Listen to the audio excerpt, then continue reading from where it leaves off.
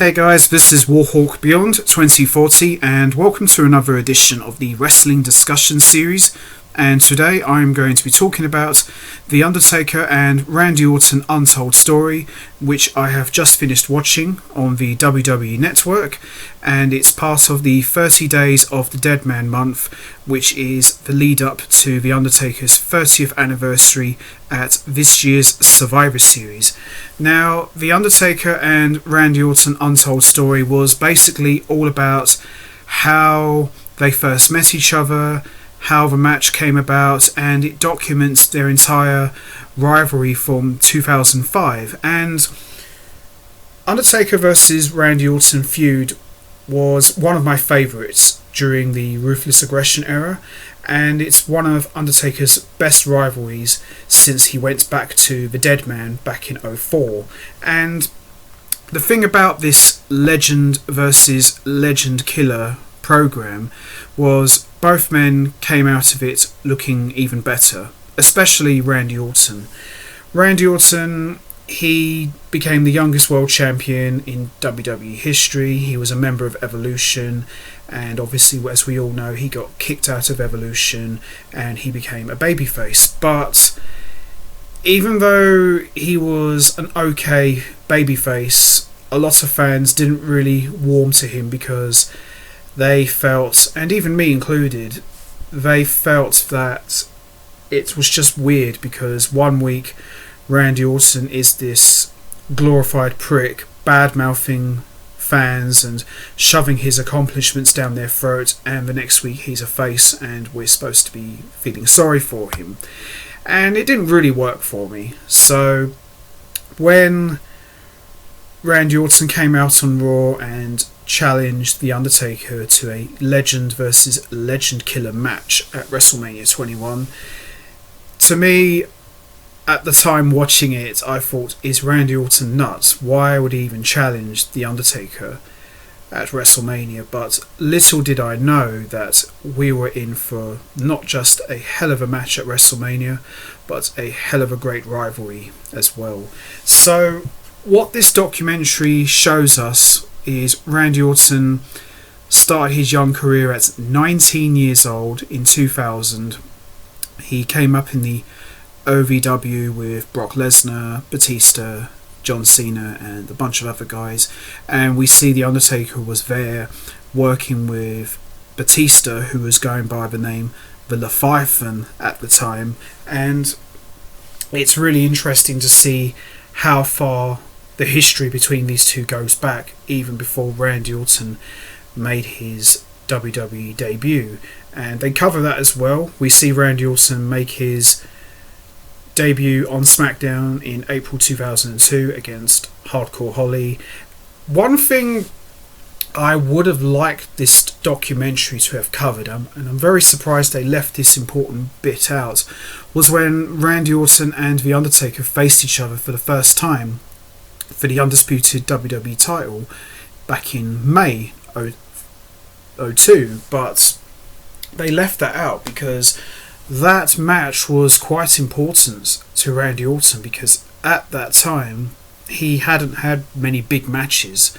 So for him to wrestle The Undertaker on SmackDown for the undisputed title in the main event was a huge deal, and I'm very surprised they left that out. But I suppose it wasn't really the main point of this documentary, but I would have liked to have still had them mention it because it's an important part of their history. And we see Randy Orton talking about how he felt about the match and what it meant to him, and we hear, of course, Undertaker speak out of character as Mark Calloway, which has become more of a regular thing these days. We see Undertaker talking as himself on television, so this wasn't really a strange thing anymore. And it was quite a good call to hear Mark Calloway's thoughts about Randy Orton and the match itself. The match definitely worked better when Randy Orton turned heel, because for the most part, because I remember watching the whole build up leading up to their match, Randy Orton was still playing the face. You know, he was still showing respect, but at the same time he was saying, look, I respect you, but, I'm going to end the streak. And this was the first time, as Randy Orton mentioned, that the streak was actually mentioned, because nobody at the time made a big thing of the streak. I mean, when he got to 10-0 after defeating Ric Flair, they made a little reference saying, oh, he's 10-0 at WrestleMania, but it wasn't quite the monster that it would become a few years down the line. So we see during the course of the build-up, Randy Orton slapped the Undertaker, and we hear Undertaker say that, very few people at the time would slap the Undertaker. So for Randy Orton to slap me, it had to mean something, because he had to give it as hard as he could, because if it didn't work, then it would have flopped very, very quickly. And I remember at the contract signing, Randy Orton slapped the Undertaker. You see the Undertaker's hand shaking, and he slowly takes the hat off, and the whole lights go all weird and crazy, and boom, all the lightning bolts and stuff. So it was a really good way to kick off the build-up in a big way. And one of the cool things of this rivalry was when Randy Orton turned heel after RKOing Stacy Keibler, which was very diabolical, but it worked, because the message was loud and clear. If I could do this to my girlfriend, imagine what I'm going to do to you. And it worked. And Randy Orton even said himself that, I feel more comfortable working as the heel, as the bad guy, and I love it. And I agree. As good as a babyface Randy Orton is, he's so much better as a heel, because it just comes natural to him. And especially in his younger days, Randy Orton was a bit of a prick. So he kind of channeled in his real life persona and brought it to television, and it worked. It absolutely worked. This match at WrestleMania 21 surprisingly was really good. I would probably say it was one of the best matches of the night. Obviously, the match of the night was obviously Kurt Angle versus Shawn Michaels, but Undertaker and Randy Orton was definitely up there. And this was the first time that I can remember that the streak was actually in serious trouble, that this could possibly be the night that the streak could end. And it was a great match, back and forth, and Cowboy Bob Orton, as we saw, got involved with his legendary cast, and he hits the Undertaker over the head with it. So a lot of twists and turns, and the moments I'll never forget in this match was when Undertaker went for the chokeslam and Randy Orton flipped it over into an RKO. And I remember me and my friend were watching that match, and we thought the streak was done, because it just came out of nowhere, no pun intended, and it just caught everybody by surprise. But Undertaker kicked out, and obviously he would go on to beat him and go to 13-0. But even though Randy Orton didn't win that match, he came out of it a real winner. He came out of it as a big player, and he was one of the first guys, if not the first guy, to really come close to handing The Undertaker his first ever loss, which obviously he didn't, but he came very, very close. And it was a great match.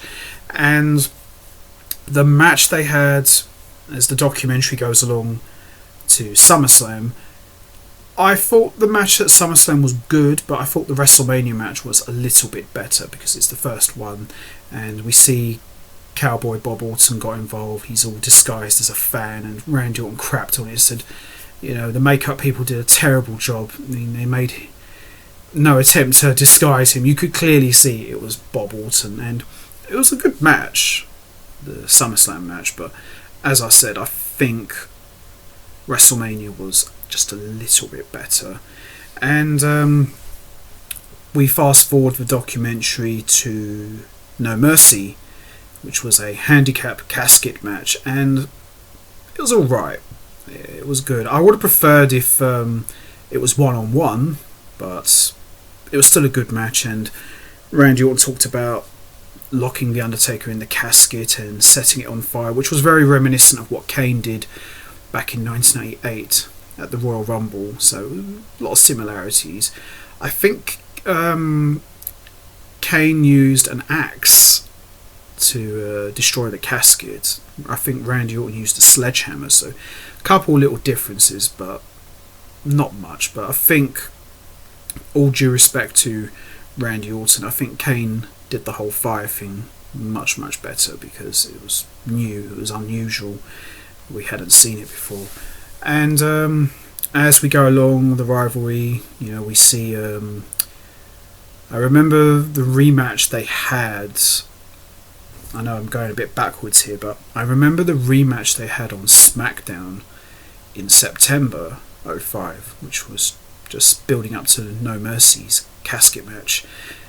That match on SmackDown was really good, and I remember Randy Orton and his dad brought out a casket with the dummy of The Undertaker, and that really creeped me and my friend out, because it just looked exactly like him. No one had ever done that to The Undertaker, because I remember Undertaker brought out the dummy for Diesel leading up to WrestleMania 12, and I'm trying to remember, did he do it for someone else? I know he did it for the Ortons before No Mercy, but I don't think Undertaker did it often. Yes, that's right, I remember now. He did it for Heidenreich before the Royal Rumble earlier in the year in 05, but other than that, he didn't really bring out the dummies that much. So for someone to do it on The Undertaker was really shocking, and it was a cool moment, but at the same time it was like, whoa, where did this come from? So we fast forward the documentary to Survivor Series. Randy Orton just won the Survivor Series elimination match for the third year in a row. He was on Team SmackDown at the time, and Undertaker made his big return, coming out of the burning casket in a new look, which was full beard, bodysuit, tights and boots, and he had like this flaming red skull sort of design. It was definitely a skull design, similar to what he had on his shirts back in the Big Evil days. So I think it was a Big Evil skull head, and it was an awesome look, and it was a great return.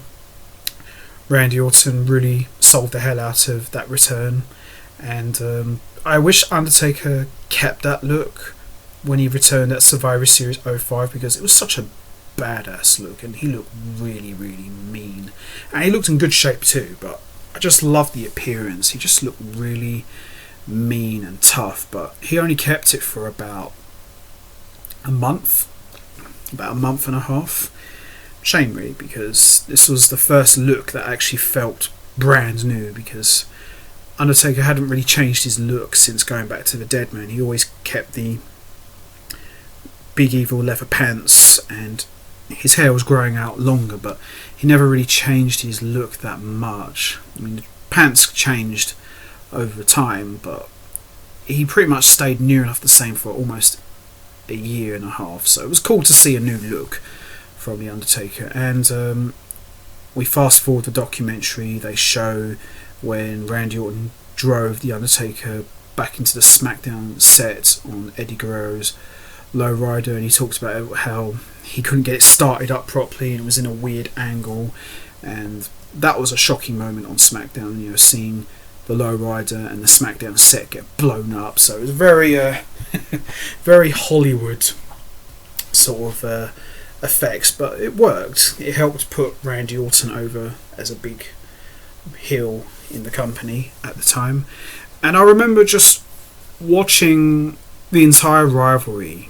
It started in March 05 and culminated in April at WrestleMania. Then it took a break because I think Randy Orton got injured and The Undertaker, he disappeared for a little while, and then it continued in June, but then Randy Orton left again because I don't think he was cleared to return, and then it picked up steam again in August. So I'm going to probably say altogether from March 05 all the way up to December 05 altogether. So that's about nearly March, April, May, June, July, August, September, October, November. So we're talking about nearly a 9-month program with these two, and it was fantastic.